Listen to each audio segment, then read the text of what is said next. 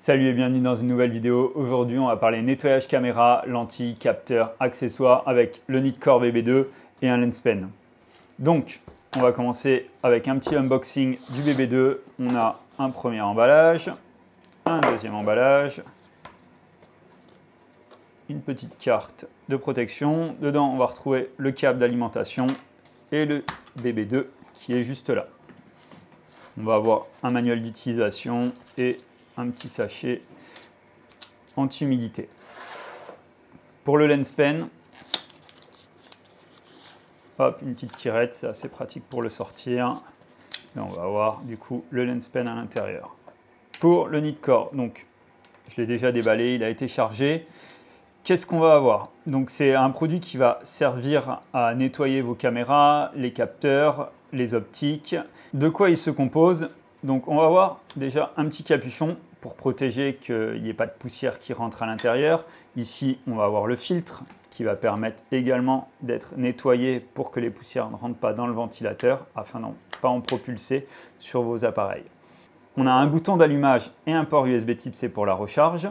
Ici, on va avoir une molette de sélection avec les différents modes et l'allumage de la lumière. On a à l'avant une petite torche et un pinceau. Surtout, on ne le touche pas avec les doigts parce que sur nos doigts, on a tout le temps du gras. Si vous voulez le changer, parce qu'il est interchangeable, ça c'est pour nettoyer. On a aussi un pinceau qui peut servir pour nettoyer les optiques directement. Il sera de couleur blanche. Si vous voulez le changer, on met des gants en latex pour changer le pinceau. Pour la partie lens pen, on va avoir deux côtés. Donc ce côté-là qui va faire ressortir, pareil, un petit pinceau pour nettoyer les optiques. Et de l'autre côté, on a un tampon avec du carbone. Pareil, on ne touche pas avec les doigts. Alors jusqu'à maintenant, j'avais une boîte de nettoyage où on pouvait retrouver tous ces accessoires. Donc j'ai mon chiffon bleu, toujours très utile. Je vous ai fait une vidéo sur Instagram sur cette utilisation. Là, on va avoir ce qui ressemble à des cotons-tiges en un peu plus fin pour pouvoir nettoyer les bords justement des optiques. Un lens pen. Là, une poire, c'est ce qu'on utilisait traditionnellement. Ça, c'est à usage unique, c'est pour nettoyer le capteur quand vraiment on a des grosses traces, une trace de doigt ou une poussière qui ne part pas. Voilà, usage unique, on ne réutilise jamais. Et après, on va avoir, pour nettoyer les optiques, pareil, un kit exprès pour ne pas abîmer. Voilà, j'utilise principalement ça. Donc on va essayer de faire un petit nettoyage en fonction des besoins de la caméra. Et on va voir justement le comparatif entre les deux produits. Même si je vais utiliser le Nikkor à la place de la poire, ça ne va pas remplacer tous les accessoires qu'on a pour le nettoyage. Bien sûr, pour nettoyer le capteur, à un moment, il faudra forcément frotter si jamais il y a des traces trop incrustées qui ne partiront pas. On met toujours des gants pour le nettoyage. Hop. Même en tournage, j'ai toujours une paire de gants pour pouvoir cleaner mon capteur. Donc là, je vais réserver le petit bouchon. Déjà, on va allumer la lampe pour pouvoir voir où est-ce qu'on a des traces. Donc, on vient appuyer sur le bouton et on recule d'un cran. Donc voilà, on a la lampe qui est allumée. Maintenant, ça va nous permettre de voir où est-ce qu'on a des problèmes de poussière. Ça permet de mieux éclairer, surtout au niveau du capteur. Donc là, j'ai sélectionné le mode optique. Donc, c'est le troisième mode qui va permettre de nettoyer mes optiques sans les endommager.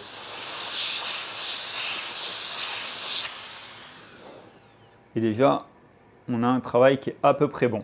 Je vais avoir besoin du coup du petit pinceau qui va permettre d'enlever les dernières poussières qui sont un peu accrochées.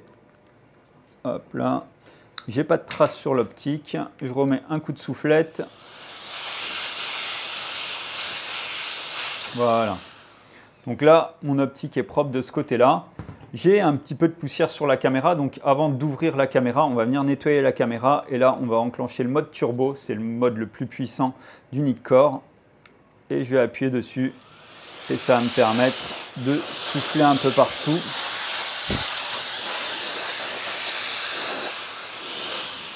Je vois que j'ai certaines poussières qui accrochent encore, donc là, je vais pouvoir me permettre de sortir mon petit pinceau et en même temps de souffler.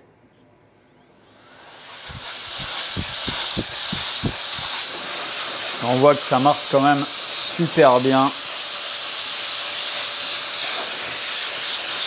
C'est vraiment super pratique, ça marche très très bien. Après, on va avoir une soufflerie silence. Si, admettons, vous êtes en train de nettoyer la deuxième on va avoir une soufflerie silencieuse qui, admettons, si vous êtes en cours de tournage, vous nettoyez la deuxième caméra pendant que l'autre tourne, vous ne voulez pas faire trop de bruit, ce mode-là va être un petit peu plus silencieux, mais beaucoup moins puissant du coup. Voilà, ça permet de nettoyer, mais c'est vraiment très très léger. Ça va enlever justement quelques poussières sur un optique si on veut souffler. C'est ce qui a plus s'apparenter à ce qu'on faisait avec la poire, et encore que la poire, je trouve, souffle beaucoup moins fort. Sur un nettoyage d'optique maintenant, là je vais avoir des traces de doigts, des poussières, c'est un optique qui a servi sur un des derniers tournages, et quelqu'un a mis ses doigts dessus. Donc hop, on va venir souffler déjà pour enlever les premières poussières afin de ne pas créer de rayures. Et là, je vois que j'ai toujours des traces de doigts. Donc, on va utiliser la partie avec le carbone et ça va permettre de venir effacer les traces de doigts. Hop là. On a quelques poussières qui sont restées, donc je vais utiliser ma soufflerie optique.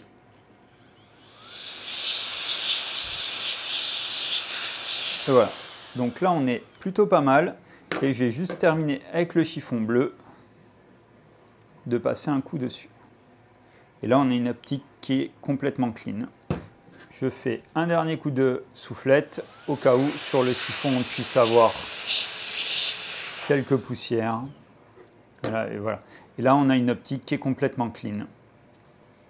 Donc là, j'ai un filtre qui revient d'un tournage. Pareil, il est complètement sale. Donc, on commence toujours par un coup de soufflette.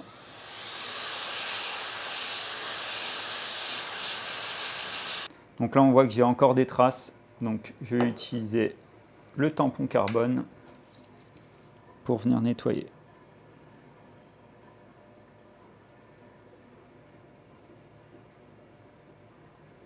Alors, il ne faut jamais appuyer trop fort, sinon on crée des traces qui sont assez chiantes à enlever pour le coup.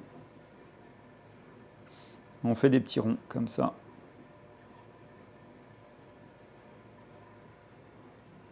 Hop, je vais venir le reboucher et on va passer un petit coup de pinceau pour enlever les traces de carbone.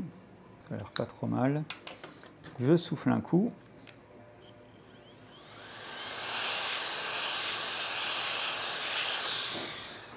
Alors, on va commencer par nettoyer l'écran qui est complètement sale, vu qu'on met les doigts très souvent dessus.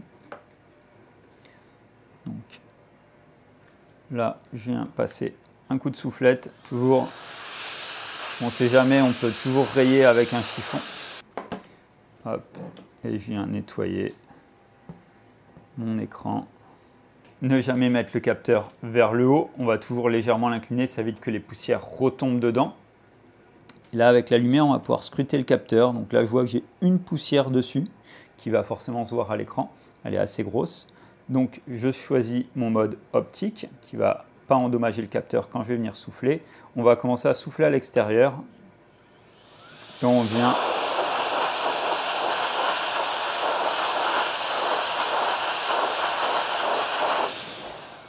Et on vient par la suite sur le capteur. Et là, on va pouvoir réinspecter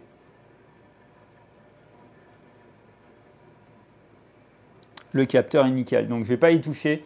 On évite de nettoyer les capteurs s'il n'y a pas de traces. Ça va éviter justement de créer des problèmes. Le capteur, moins on y touche, mieux on se porte. Donc voilà, là c'est tout propre. Je vais pouvoir remettre le cache. Donc voilà, on va passer à la conclusion. Si je devais comparer les deux produits, d'un côté on a la poire qui elle va avoir un pouvoir de souffler qui est quand même assez faible comparé au Nitecore qui a quand même un gros pouvoir de soufflerie, même si je le mets au minimum.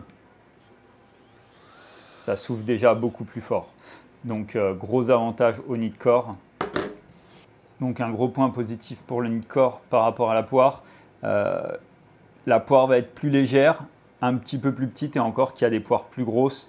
Donc niveau taille, ça peut se valoir. Le poids par contre, le poids forcément c'est plus lourd, mais ça combine du coup un pinceau, une lampe pour éclairer et ça pour nettoyer, franchement, il n'y a pas photo. On va éclairer notre zone pour nettoyer et franchement, on voit beaucoup mieux. Donc ça, c'est un gros point positif d'avoir la lampe combinée à l'intérieur. Pour ce qui est du tarif, une poire ça coûte 4-5 euros. Là on est sur à peu près 110 euros. Je vais vous laisser un lien Amazon dans la description. Est-ce que je vous conseille le produit? Bien entendu, si vous avez un achat à faire, que vous hésitez sur quelque chose, franchement équipez-vous d'un produit comme ça parce que les poussières pendant les tournages, je vois plein de vidéos où il y a des petits points qui apparaissent et franchement, il faut nettoyer, il faut vraiment nettoyer tout le temps les capteurs, les optiques, même les boîtiers. Il faut nettoyer l'intégralité de vos boîtiers, ça va permettre d'éviter justement quand il y a un changement d'optique que ça rentre à l'intérieur. Donc vraiment, le nettoyage c'est primordial si vous voulez faire des belles images et pas justement gâcher des images avec des poussières. Donc c'est un plus gros investissement par rapport à une poire, mais franchement vous y gagnez sur le long terme parce que c'est un accessoire que vous allez garder longtemps. Moi la poire elle m'a suivi des années et là ça c'est un appareil qui va me suivre un long moment. Pensez à le nettoyer aussi, qu'il puisse ne pas envoyer de poussière et vraiment très très cool. La vidéo est maintenant terminée, si tu l'as aimé n'hésite pas à liker, t'abonner, il y a plein de vidéos qui arrivent et je te dis à très bientôt.